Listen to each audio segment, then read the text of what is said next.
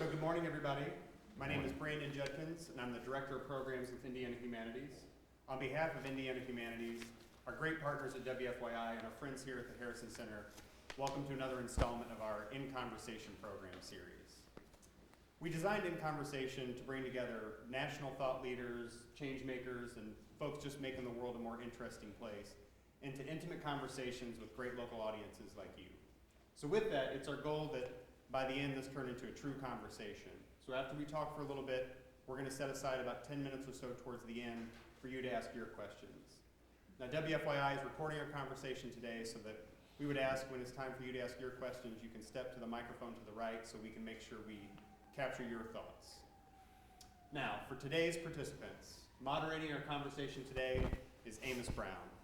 Amos has been a radio presence in Indianapolis since 1975. And his show Afternoons, thereabouts. Yeah, thereabouts. His show Afternoons with Amos is one of the highest rated news talk shows in the city. However, in preparing this, to describe Amos as a radio personality doesn't quite capture it. To give you a glimpse of what Amos does in the city, I'll let you know what I know about the last 24 hours. Amos has hosted his radio show, led a Q&A with former First Lady Laura Bush, participated in a political symposium, and now he's here with us. I found this great quote recently from local TV and radio personality Tom Cochran that I think sums it up pretty well. There is no mold for a guy like Amos Brown. He's an activist, a thinker, catalyst, and a power player. He's not a captain of industry, not a political leader, and not a preacher, yet has the influence, the swath of clout, and the chutzpah of all of those.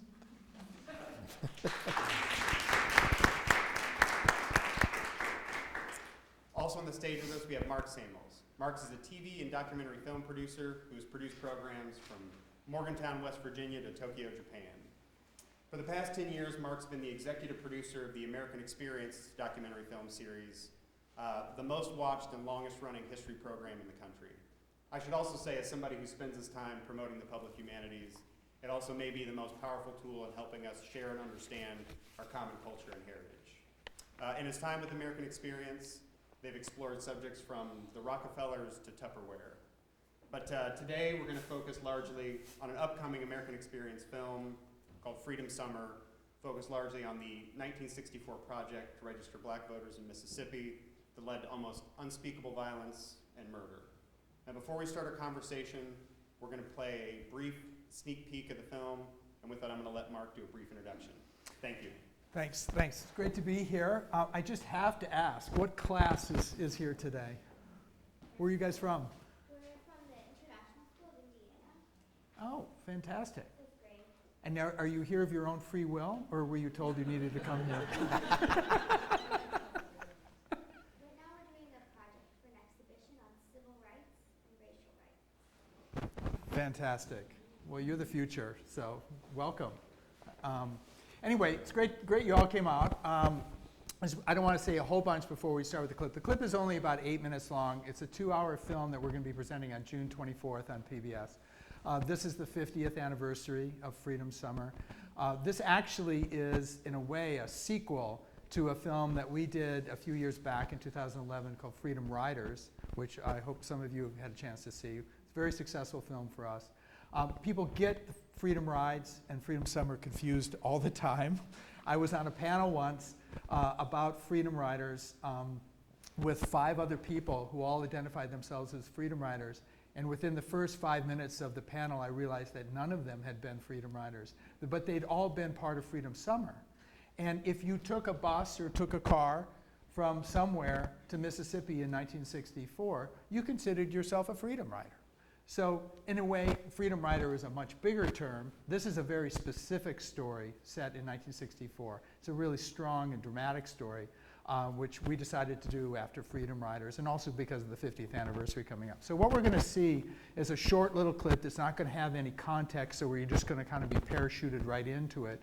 But there's a very dramatic event, which in a way frames the summer. And we can talk about that event some more, but why don't we just jump into it right now, and we'll turn off the lights and roll it.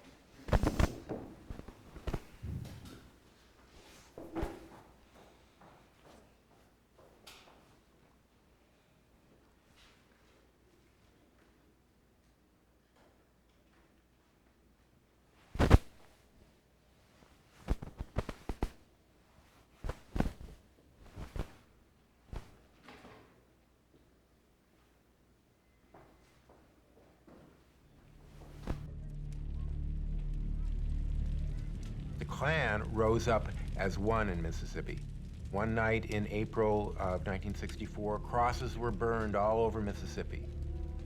They claimed that they had 90,000 members and they were going to resist what the Klan called the nigger communist invasion of Mississippi. So Mississippi, on the eve of Freedom Summer, was on a hair trigger.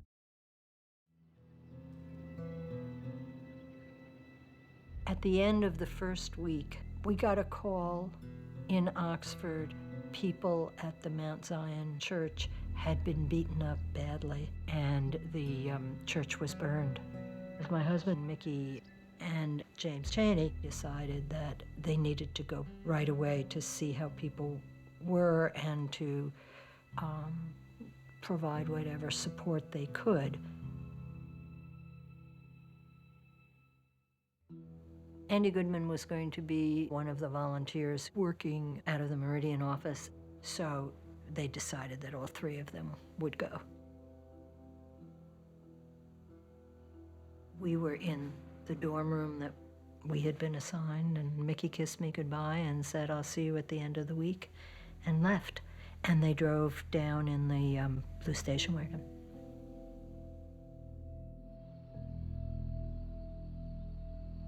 Dear Mom and Dad, I have arrived safely in Meridian, Mississippi.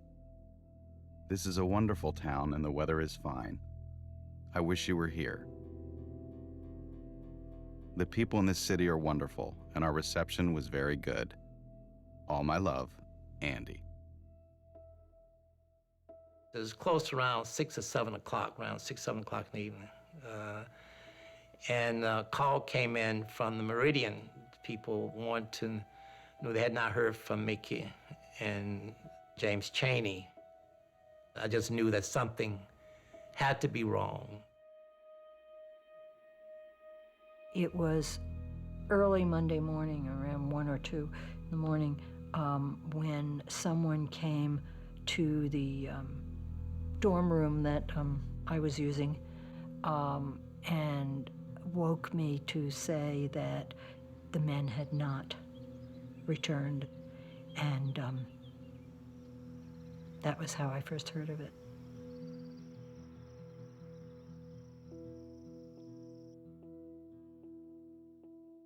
Everybody was to come into the auditorium for this session. They had this extremely solemn look on their faces.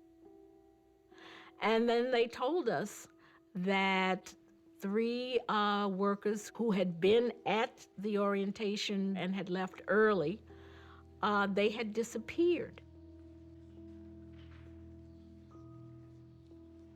I urge people to contact their families and have their families contact their congressional people to indicate that we believe that there certainly was a possibility, given the fact that so many hours had gone by and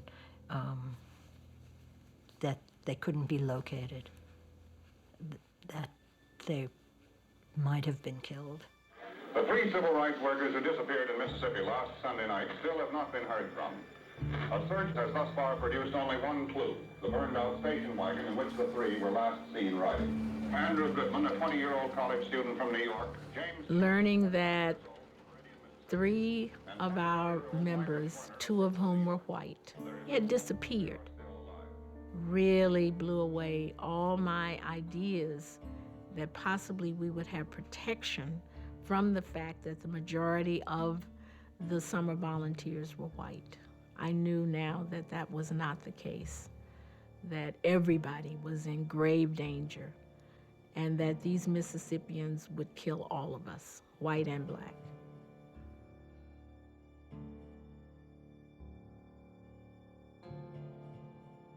Bob said that there is no guarantee that you will get out of this summer alive. So just know that. It's up to you if you want to continue on. So he left us all to the phones, and we all went. We were told to call home. Did you talk this over with your parents before you made the decision? Yes, right. I discussed it with them, and they felt, of course, what I feel, and that is fear of what might happen there. My mother and father did not ask me to come home. They asked me to do what I thought was right. So I boarded the buses.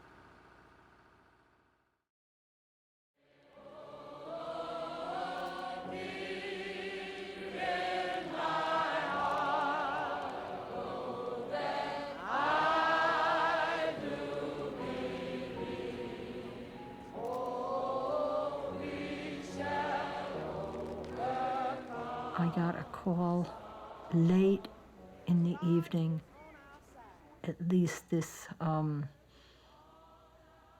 nightmare of unknowing, or at least not officially knowing, was over. The bodies of Andrew Goodman and Michael Schwerner were flown to New York. They had a separate funeral there. Fannie Lee Cheney flew to New York to be at that funeral. The families by then were so together, even though they had never met before. The mothers locked arms and walked out of the church together.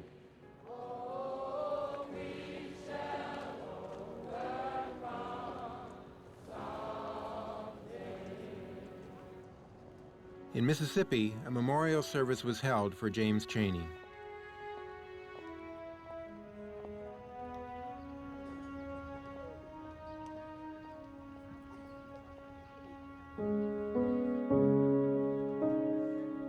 The decision had been made by family members and local leaders and others that they want to keep this very quiet and then low-key, rather, at their eulogy. I want to talk about is really what I really grieve about. I don't grieve for Cheney because the fact I feel that he lived a fuller life than many of us would ever live. I feel that he's gotten his freedom. We're still fighting for it. Dave Dennis's speech was a turning point in the summer because everybody wanted him to say the usual things that you would say at a funeral. And Dave Dennis just couldn't do it. He challenged the people at the memorial, and he challenged the whole movement. You see, we all tired. You see, I know what's gonna happen. I feel it deep in my heart when they find the people who killed those guys in Neshoba County. All the different emotions and things they've been going through leading up to this particular moment began to come out, boil up, and we might call this. And then looking out there and seeing Ben Cheney, James Cheney's little brother, I lost it. I totally just lost it. Don't bow down anymore. Hold your heads up. We want our freedom now. I don't want to have to go to another memorial. Tired of funerals. Tired of it. Got to stand up.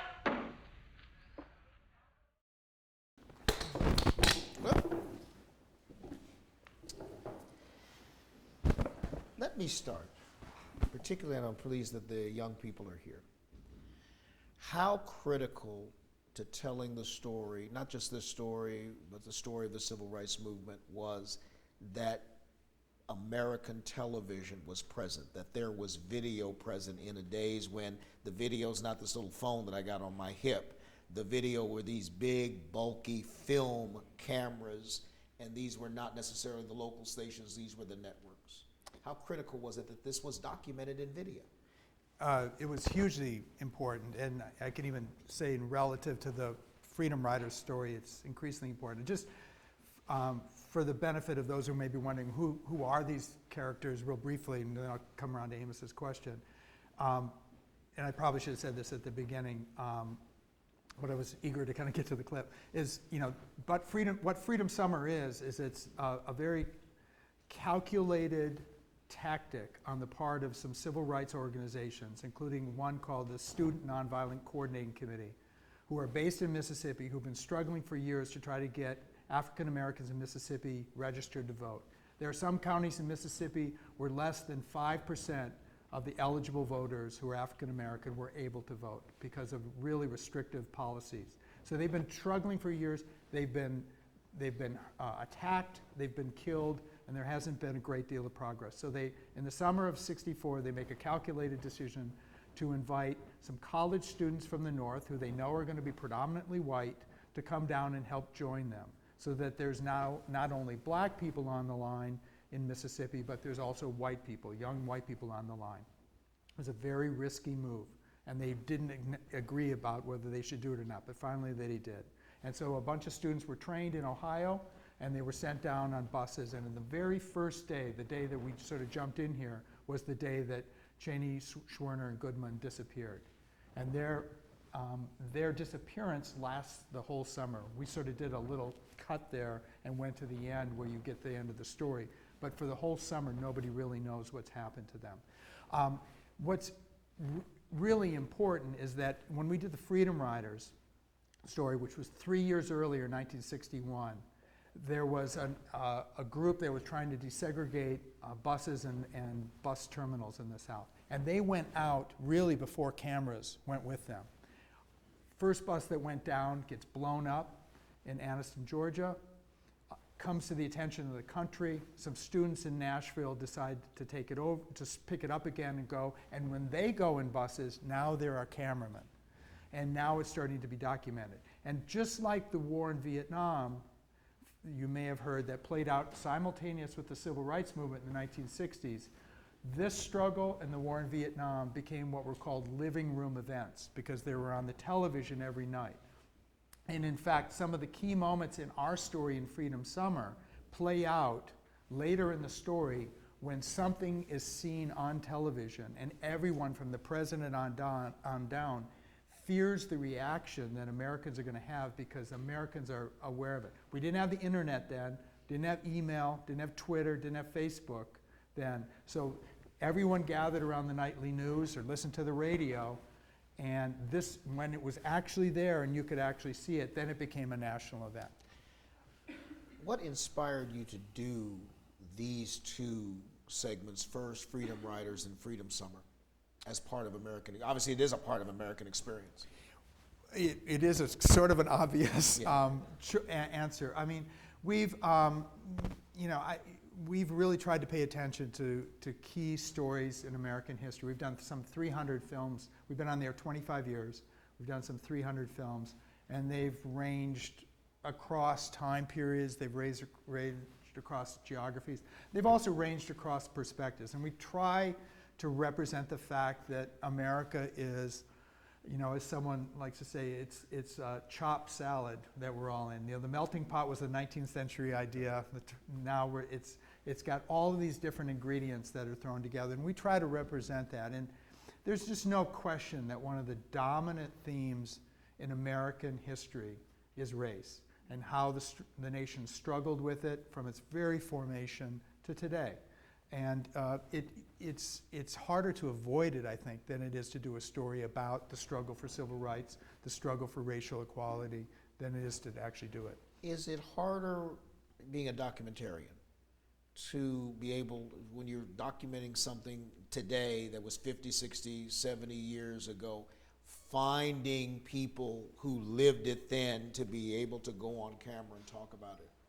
Is Harder. that one of the challenges? One of the challenges, and I should say that I'm the executive producer of the show. I'm the one who commissioned this film. I did not make this film. I was involved in the making of it. Stanley Nelson, who did Freedom Riders and did The Murder of Emmett Till and a number of other films for us, was actually the filmmaker. But one of the first things that Stanley and I talk about when we launch a program, and certainly on this film we talked about it at great length, is the idea that one of the things that I think is the hallmarks of American experience is that we don't settle for the simple story. The simple story here would have been good civil rights workers going down to a bad place. So you would have had the good guys and the bad guys right from the beginning.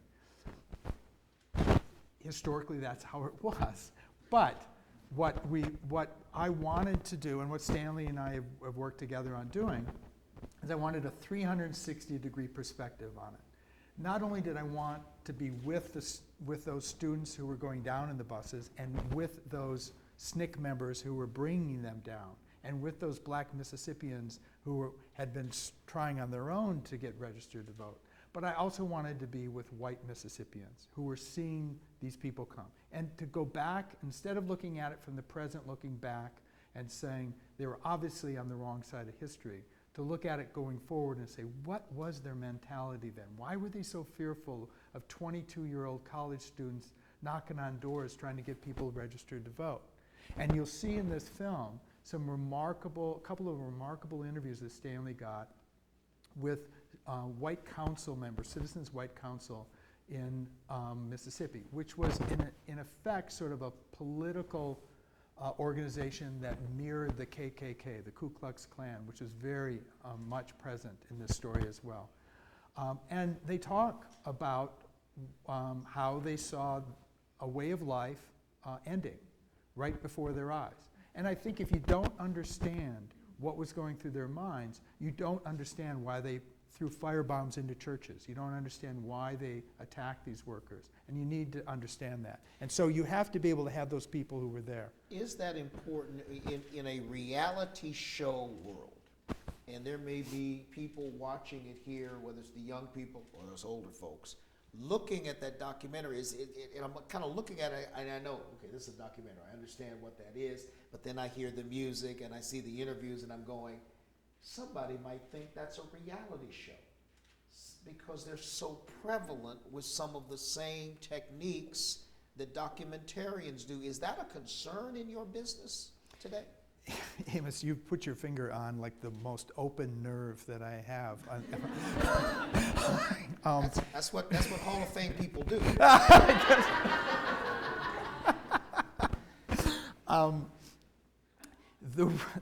The sole reason I believe that reality shows have just eaten television alive is that they've borrowed really heavily from both serial drama and from documentary. They've borrowed the facade, the surface look from documentary, so that people really do think that those housewives behave like that, or really do think that those Amish are really mafia, or really do think that all those different things, because it's put in the clothing of documentary, which they've been in sort of, almost subconsciously raised on seeing as authentic and real.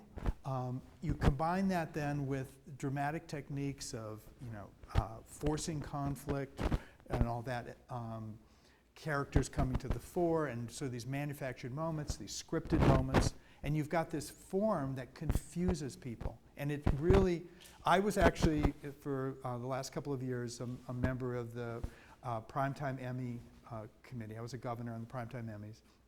That means you helped pick Emmy Award winners? I did not. I mean, I did vote for them, but I was in charge of a peer group, and the peer group was a combination of documentarians and reality people, and it had grown from 300 documentarians to a peer group of 800 because 500 reality people had come in, and you could only be a member if you worked on a national show, and it took us several years, but we managed last year to cleave the unit because we kept going back to the Emmy people saying there cannot be two groups that have entirely different purposes as much as these two groups. Reality people are here for entertainment and ratings. Documentarians are here to try to tell us what life is about. For the benefit of young people that are here who grew up with digital color television, and so they don't know that when television started, one of the staples of television it was only 4 channels then, were documentaries. That was a big deal on ABC and CBS and NBC in prime time. It's true. I mean, every national network had a unit that produced what CBS called white papers, or I don't know why they referred it to that, but that way. But they had long-form documentaries on. There were a couple of that were just so memorable. Harvest of Shame about poverty in rural America.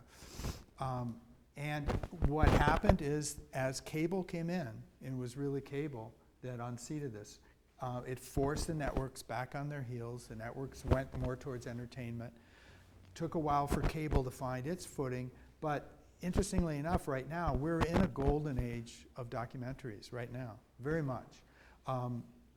They're not being produced by NBC and CBS and ABC anymore to the extent that they were, but they're being produced by a lot of other entities. So you've got documentaries in theaters now, you've got documentary film festivals around the country, you've got documentary channels, you've got documentaries on probably a dozen channels now and increasingly, and there's such a wide range of what documentary means right now. Even on our series, we have films like this where we have witnesses talking and we have scholars talking, we have archival footage, and we also have documentaries that have dramatically enacted scenes that are based on real history that bring alive stories for which we don't have pictures.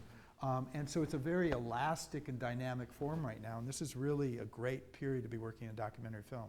Whenever I go out and talk to young people or even young adults and talk about the civil rights era, I think a lot don't realize that the people on the front lines, the people who were actually making things happen, were teenagers and college students. They were people from the ages of 12 to 24 or 25 or 26. And I think young people today, and even some not so young people, don't understand that was a youth thing. Even going back to Dr. King in Montgomery was in his late 20s when he led that bus boycott. Miss Rosa Parks was in her 30s, as I remember.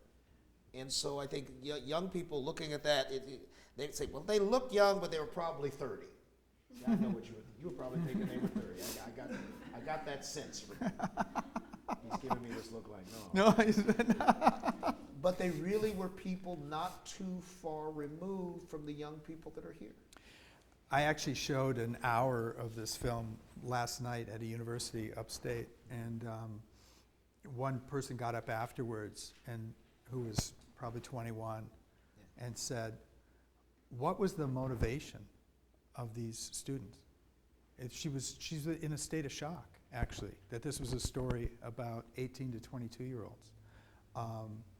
And I said, well, that's one of the reasons why I think this is a great story and worth telling, because it's a sort of a universal answer. And the motivation is that at some point, at that young age, she had arrived to a point where she decided that something I believe in is worth me putting everything on the line for, including her life. And sometimes it's hard to find that, but if you do find that moment, hopefully we'll all have the courage to make that commitment. You can make it in small parts. You don't have to get on a bus and go down to a dangerous state at a dangerous time, but you can do it. Is it a similar motivation that some of the young men and young women after 9/11 made the decision to join our military, knowing what the risks would be because they wanted to be something larger? They had a sense of purpose. So that may be the closest thing that young people today have to identify with, because people that were in the civil rights movement, they knew that their lives would be at risk. They knew that they would have indignities. People would spit at them, people would throw stuff at them, people would punch them, hit them, stab them, or worse. I mean, that was a reality, and people consciously did that. People also demonstrated against the war in Vietnam, and they knew if you lie down in the middle of the street, the police were going to come and beat the whatever out of you. But your person made a conscious decision, and it seemed, and today, a lot of times, that kind of saying, I'm going to put myself in harm's way for a cause I believe in, probably did occur with those young men and women after 9/11. I think so too, and I think actually there are other movements and there are other causes that are going on right now across the political spectrum that are being led. I mean, I think, let's face it, most political movements, social movements acquire momentum if they can draw upon young people. They're the people who've got the passion. In the case of Freedom Summer, quite honestly, they were the people who could invest a whole summer. You couldn't get a 35-year-old to leave their job and go down to Mississippi to help register people to vote. But you could get someone who was off of school in the summer and go. It's not just convenience, it's also just that's a moment when people are really open to being exposed to ideas, exposed to causes, and are looking for a purpose in their lives. And I think it's always been that way. So you're the executive producer. So how do people pitch you? How does someone come to you with an idea? And what do you look for in an idea?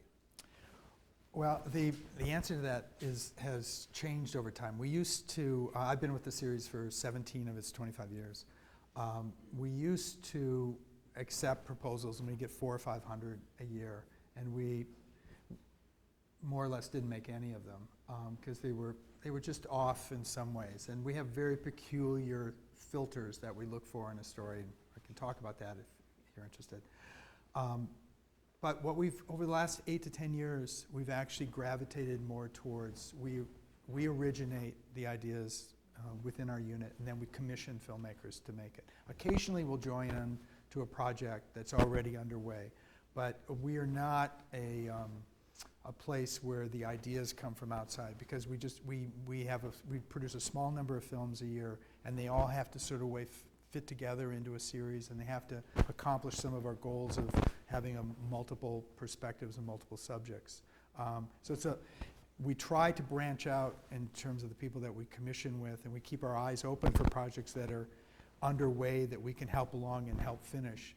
But from just the pure idea standpoint, it was disappointing for the people submitting ideas, and it was overwhelming for us. So we live in a capitalistic society, and everybody has a boss. I tell my listeners, the only person that doesn't have a boss is God Almighty. Everybody has a boss they got to report to. You deal with programs that talk about issues, that talk about serious subjects. Somebody's paying for that. Somebody's paying your light bill in the office, and they're paying for the copier and what have you.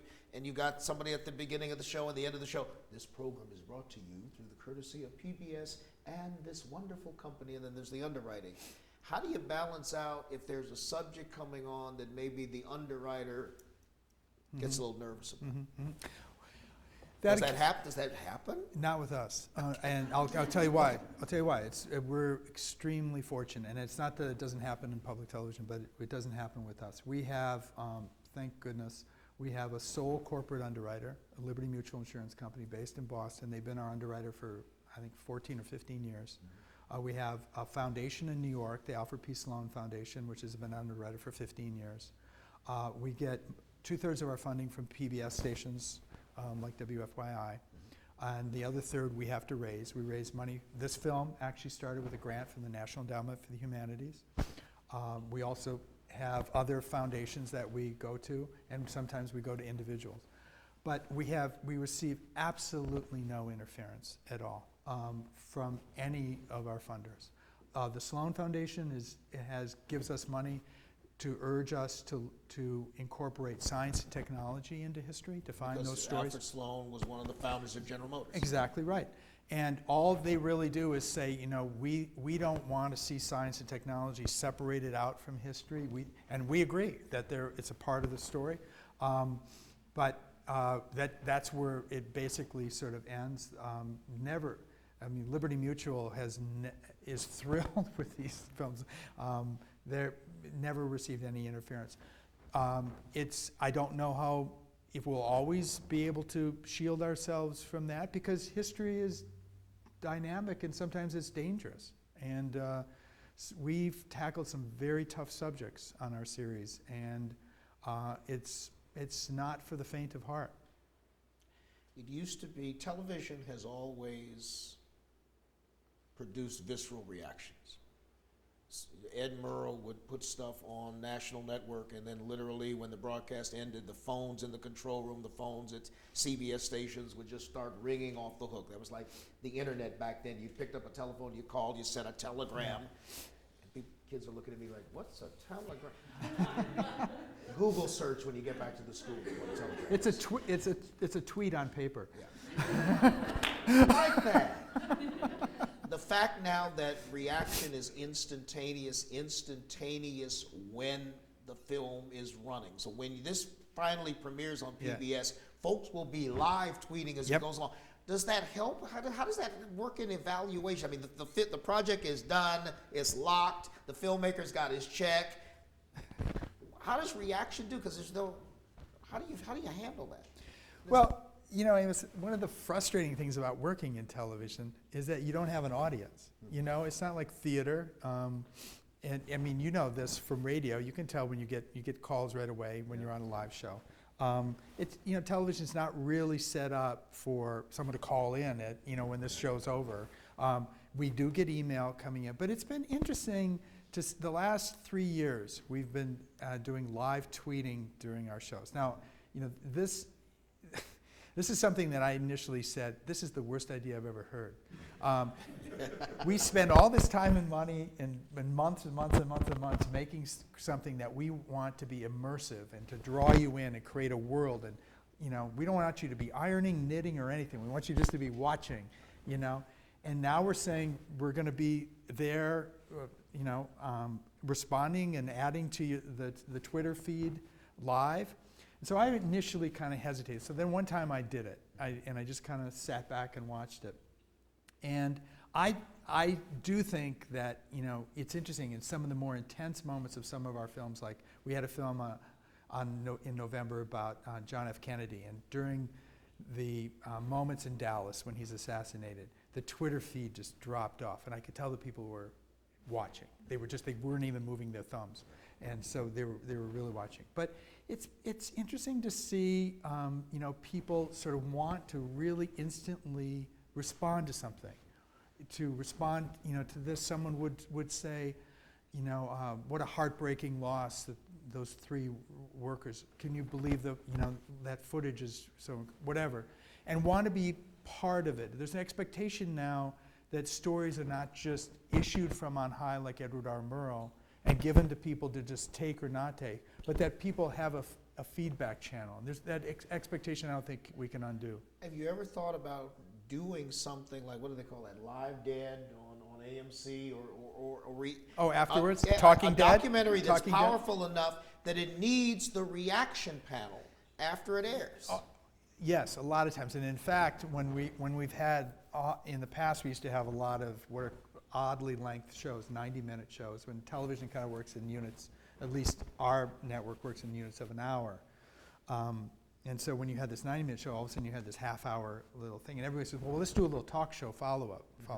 And I hate to say it, but when you look at the ratings, they go below 0 during the talk. It just, talk shows on TBS are squirrely during prime time, you know? But if you've got the insurance company that loves you, if you've got the Sloan Foundation loving you, you got all these people, you raise the money, they love you, why do you need to worry about the ratings? Well, I don't think we would. do, but why do you? Oh, because we're in a competitive landscape. I mean, I think, you know, starting with WFYI, they want people to be watching WFYI. They want people to be watching their channel. The more people that are watching, theoretically, the more people that are members. The more people that value them, the more people that think that they should exist and be around. And that bubbles up to PBS as a whole. So, yeah, it's not just a vanity press. It really is something that has to engage. It's the public. If there's no public in public broadcasting, we're not doing our job right. Now, do we have to be slaves to ratings? No. And I think some of the most courageous public television work goes out to relatively low ratings. This will not be our highest rated program this year. It will not. This will not get as high an audience as Butch Cassidy and the Sundance Kid did. It won't. Will this show make Butch Cassidy was a great show. Is this show making a contribution to our understanding of American history? In my opinion, yes. That's why we do it. Other than Butch Cassidy, what else was a ratings hit? Biggest ratings hit we've had in the last 10 years was a film we did 2 years ago called The Amish. And it was about the Amish, and some of it was shot in Indiana. We just did a sequel to it because because I'm like any executive. If something works, you make Toy Story 2.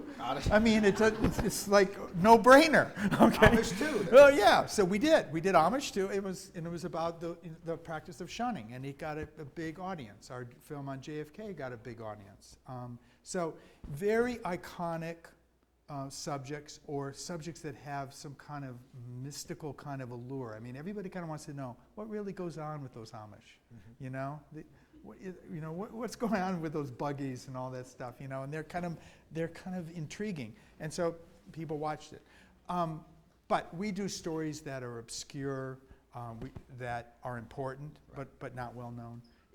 It's the stories that you tend to have been taught in 7th grade that tend to do best, you know, Lincoln, World War II, big stories. But those are great to do, but we really like to do the stories that people don't know. And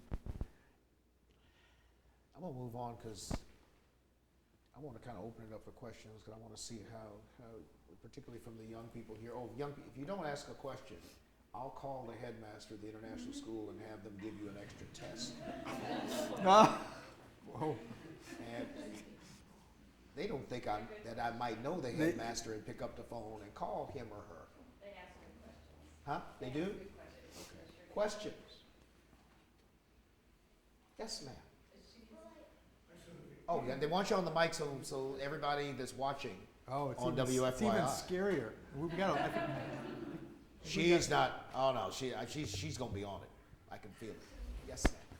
Were you always interested in helping in this kind of matter? Were you always interested in this? Him or me? Both of you. Oh. Interested in this business? I'll let him go first because he's the star today. I'm just the referee, but I will answer. I first got interested in doing what I do, now that I look back on it, when I was in high school, when I made a film for an English class instead of writing a paper. and it sort of started from there, but I didn't, when I went to college, I thought I was going to study mathematics. And actually mathematics has really helped me a lot in my job, believe it or not, but that's a long conversation. But no, you know, and then I kind of couldn't figure out what I wanted to do, and then I made a film when I was a junior in college that got shown on television, and then I kind of got bitten by the bug, they say, and I've been in it ever since. It's been hard, but it's been great. High school, did a radio play, one of those old-fashioned radio plays with a big ugly microphone that looked like 1930. Discovered that I liked the radio part of it. Went to college, studied radio, TV, and film. I like radio, I like TV. I didn't like splicing, so I didn't really like film all that much. And then ended up doing this, so this is kind of what I wanted to do. Great question, thank you. All right, don't be shy. Just step up to the mic. If you've got a question, then somebody come right behind them, and then come right behind them. And yeah, you can line up. We start a conga line here. Yes, ma'am. Do you feel like in about 20 years you'd be doing documentaries about what's happening now? That's a very good estimation, because one of the things that we do in our series is that we do presidential biographies, and they're sort of like the big, we did John F. Kennedy was 4 hours. We did 4 hours on Bill Clinton. We did 4 hours on George H.W. Bush. So we've done 16 presidential biographies, and people say, well, when do you feel that it's right to be making a presidential biography? When are you going to do George W. Bush? When are you going to do Barack Obama? And it used to be that the definition of history was that at least a generation had to have passed, which was roughly 25 years, it used to be. So that we kind of can look back and go, well, what did that really add up to? You know, because sometimes you can't tell what happened, what something meant right away. There has to kind of settle. It's kind of like making a good dish of soup, you know? Sometimes the flavors all got to get together before you can tell what it is. It takes some time. So, but we've been doing presidential biographies now since we did Ronald Reagan. We did a program about him 12 years after he left office, which in a way is 20 years since he entered the White House. but it's 12 years after he left office, and that's how we did Bill Clinton. And so probably around 2000, if we're still, 2020, if we're still around, we'll be doing something on George W. Bush. And so that's generally our rule of thumb. So we will be doing something about 20 years from now, for sure. And if you want to be a documentary filmmaker, by the time you get your college degree and be ready to go, you can then apply to do the one on Barack Obama. Yeah. What made you want to get this job? That's a really good question. What made me want to do it is my love of working in what's called documentary film, nonfiction filmmaking. It's not Hollywood. I moved to Hollywood for 1 year. It was probably the worst year of my life, and I was really bad at it. But I just love working with real people on real stories, and for the last 17 years, I've really loved history. You know, I didn't even take a history class in college, because I had been bored to death by history mostly when I was being taught. And it was only now that I realized I had one really good history class, and that was when I was in 10th grade. And my teacher, Larry, made it so interesting, and I realized now what he did. He turned facts and figures into stories, and that's what my job is. So all I'm trying to do is be as good as he was, basically. I'm almost in 5th grade. I do have a question, though. In looking back into the 60s and then living in the present, how do you see the racial issues today versus back in the 60s? Why don't you tackle that? You first. More complicated,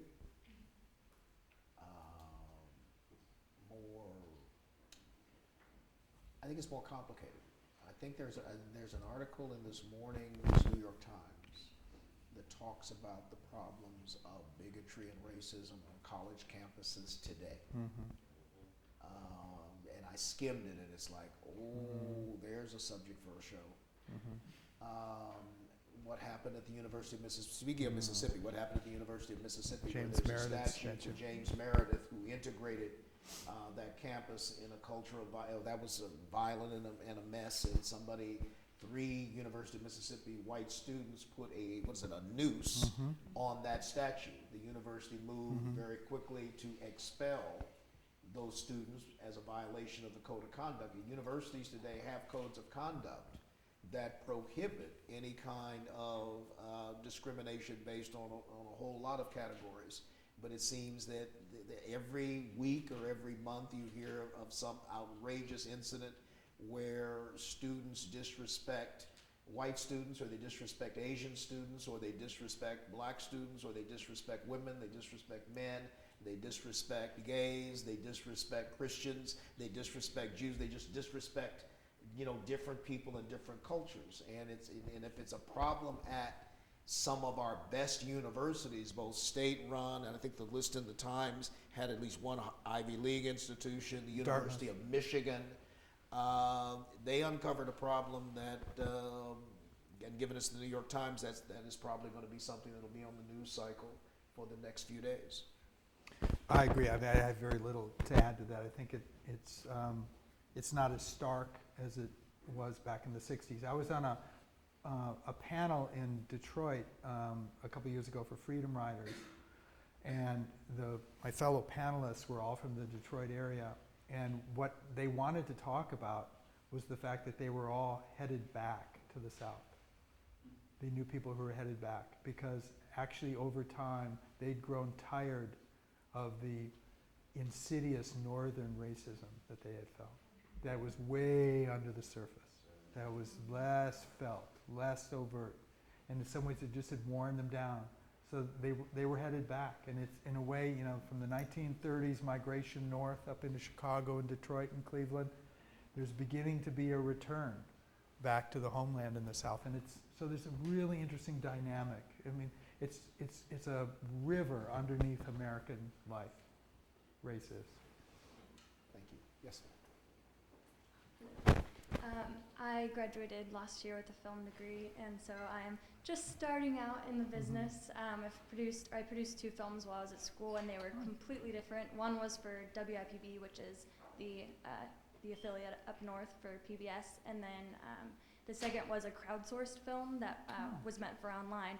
And you mentioned that this genre is very elastic, and there's a lot of change right now as far as ways of storytelling.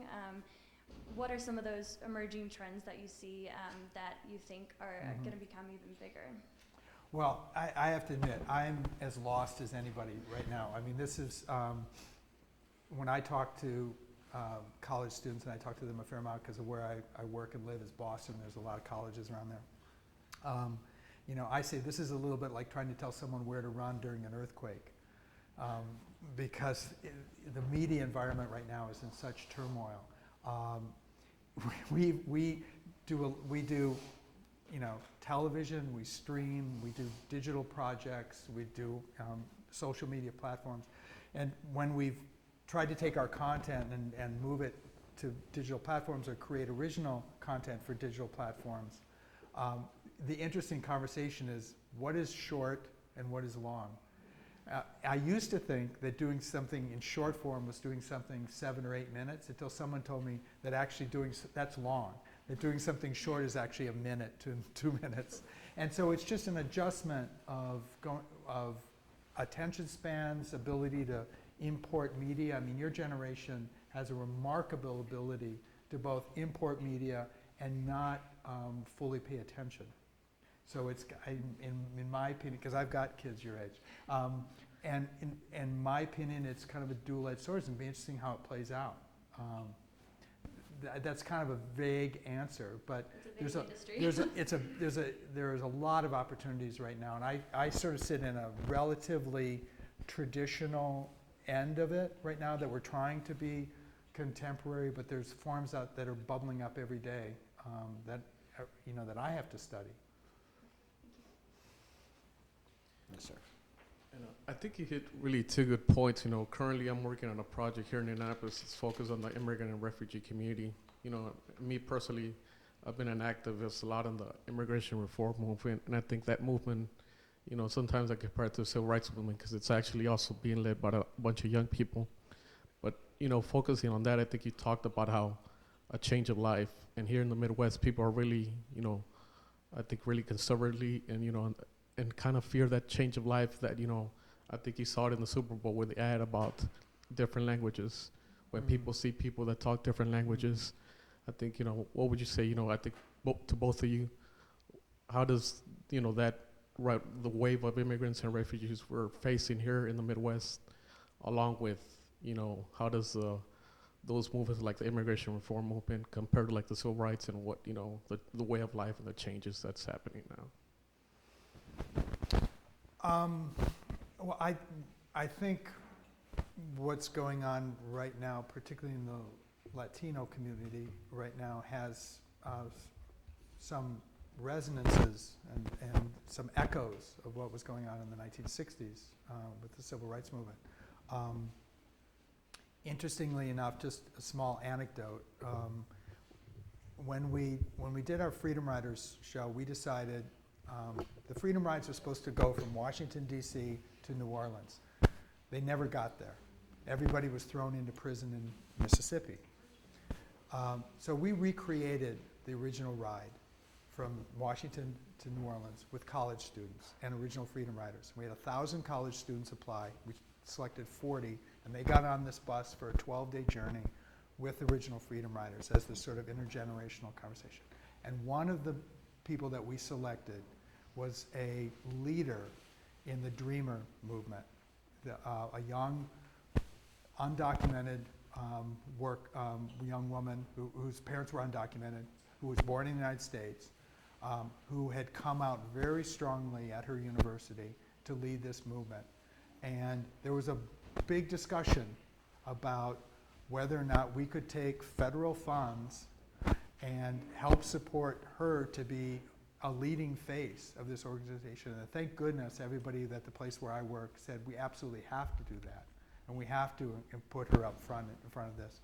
And she was during those 12 days. Every day she was drawing parallels between what was happening in 1961 in that case and what's going on in her community right now as they're trying to enact the DREAM Act.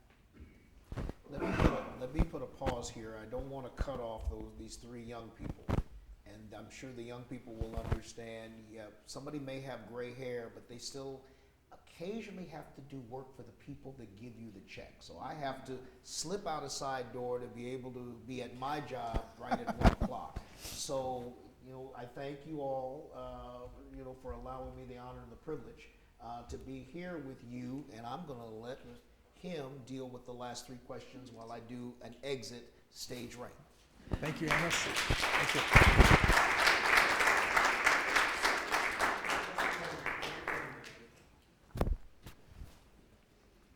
We ready? Okay. So going Shoot. back to your first documentary, has your business improved on documentaries? Has what improved?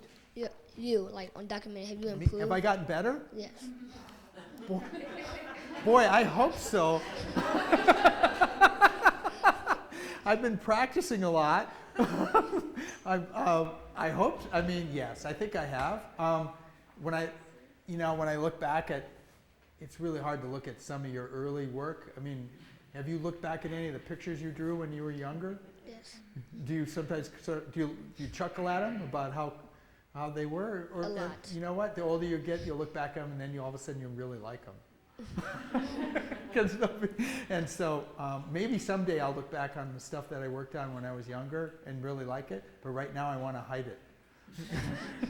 So, yeah, I think I've gotten a little bit better. Okay.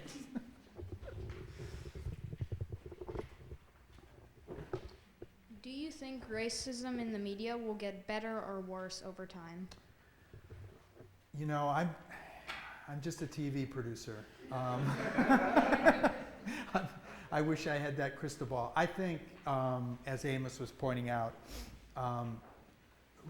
whoever decided to disrespect the statue of a real American hero, James Meredith, at the University of Mississippi, it makes it seem like nothing's changed. But what has changed is the response of the university. They immediately took action. That would not have happened 20, 25 years ago. So there are some things that have improved. There's a long way to go. And that's what's great about America. It's a really ambitious experiment. Can we create a place of liberty for all? Can we do it? We're still working it out. It's a long, long process. Can you give information to people anybody about maybe tips about film? I'll give you my number one tip. Save your best for first. And what I mean by that is that when you tell the story, when you shape something, okay, right now it's so hard to get people's attention. There's so much coming at us. Sometimes I feel like we're standing in a blizzard. It's a blizzard of information coming at us. Think how much information, you probably don't even realize how much information you're taking in. You're taking in 1,000 times as much information as someone took in 100 years ago. It's just coming at you constantly. Fortunately, none of you have your cell phones out. Maybe you don't even have them, but you probably do. And pretty soon you'll be like this, while you're listening to me, doing this at the same time. Because it's just coming and coming and coming and coming and coming. And sometimes you just have to stand back and go, how can I get somebody's attention in that blizzard? And you've got to grab them right away. So we always try to, in our films, we try to put something at the beginning that's either funny or surprising or really dramatic that grabs your attention. So, and that's just, the way you tell a story. So I'm looking at this story just briefly right now. It's not even a film yet. And it's about an American who took part in the Cuban Revolution.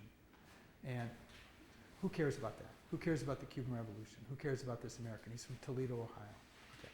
What's interesting about him is that he becomes not only a general, a comandante, and leads a group of men in the revolution successfully, but that 2 years later, they suspect that he's a spy, and they put him in front of a firing squad.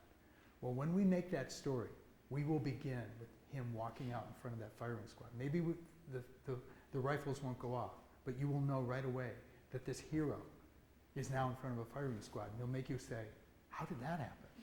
And then you tell the story. That's what I mean. What was your best and worst documentary? I think it's lunchtime. My best and worst?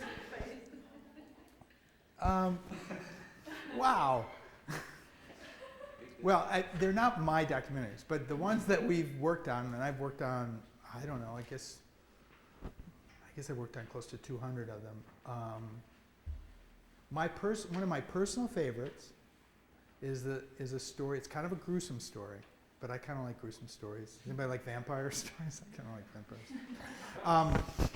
It's a story of a group of people who headed west 150 years ago and took a shortcut, and bad things happened. They were called the Donner Party, and it's a really powerful story. And what I like about it is that there's an 11-year-old who's a protagonist and who's a main character, this young girl, and she goes out and they get lost, they get trapped in the snow in the Sierra Nevadas in California, and they can't make it. They've been given a wrong tip on a shortcut to California. They're trying to go out there to settle, and they get trapped and they run out of food and they're dying, and bad things happen.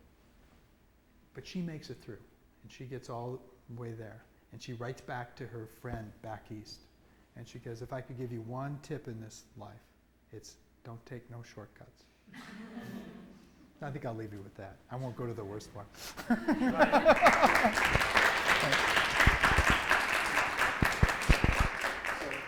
Thank you to Mark and everybody who helped us put this together. Thank you to you guys.